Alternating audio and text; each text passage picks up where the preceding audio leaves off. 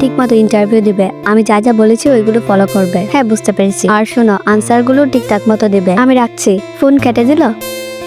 এইরকম ড্রেস পরে কে ইন্টারভিউতে আসে? তাতে আপনার সমস্যা কোথায়? দেখে তো মনে হচ্ছে ইন্টারভিউ দিতে না, পার্টিতে আসছে। আপনাদের কোম্পানির রুলস হচ্ছে প্রত্যেকটা এমপ্লয়িকে সম্মান করা। কি হবে যদি আমি আপনার বসকে বলি আপনি এমপ্লয়ীদেরকে বডি শেমিং করছেন? আপনি কোথাকার কে এসে বলবেন আর বস বিশ্বাস করে ফেলবে? আমাকে কিছুই বলতে হবে না, এখানে সবকিছু রেকর্ড আছে। ছাড়েন বলছি আমার ফোন। কি হচ্ছে এখানে?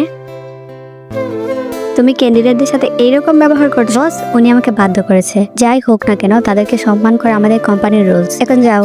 জেনি, রোহান, এখানে কি? এই প্রোফাইল নিয়ে ইন্টারভিউ দিতে আসছো? তোমার যোগ্যতা দিয়ে এই কোম্পানিতে জব হবে না। কোথায় যাচ্ছ? এখানে ইন্টারভিউ দিতে আসতে তা শেষ করে যেতে হয়। কোম্পানির রুলস পড়নি?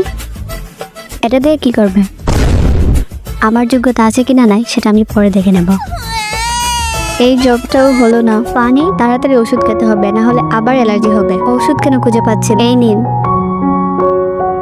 ধন্যবাদ, আপনি আমাকে বাঁচিয়েছেন। এই জবটাও হলো না। জব পাওয়ার জন্য আমাকে আর কয়টা ইন্টারভিউ দিতে হবে?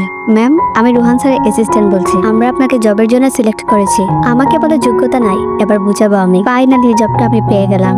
ও এখানে কি করছে? তার মানে কি ও আমার পাশে প্লেতেই থাকে? এরপর কি হয়ে জানতে ভিডিওটিকে লাইক করে চ্যানেলটিকে সাবস্ক্রাইব করে যাও আর কমেন্টে পার্ট 2 লিখে যাও।